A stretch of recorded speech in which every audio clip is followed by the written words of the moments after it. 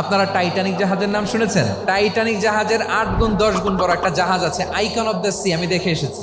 Royal Caribbean দেখে এসেছি। সাগরের সামনে জেটিতে যখন দাঁড়ালাম, জাহাজটা যখন যায়, আমার মনে হচ্ছে একটা শহর, পুরো একটা শহর মনে হয় পানির উপর দিয়ে ভেসে যাচ্ছে। পড়েন সুবহানাল্লাহ। এই যে আইকন অফ দ্য সি, এই জাহাজটা, এটার ভেতরে স্টেডিয়াম আছে, সুইমিং পুল আছে, রেস্টুরেন্ট আছে, 3000 4000 রুম বিশিষ্ট, কক্ষ বিশিষ্ট হোটেল আছে। এই সবগুলোর নিয়ে এগুলো চলে সাগরের দোলার মধ্যে, জলোচ্ছ্বাসের মধ্যে। এই সাগরের ভেতরে এই জাহাজগুলোর ভাষায় রাখছে কে?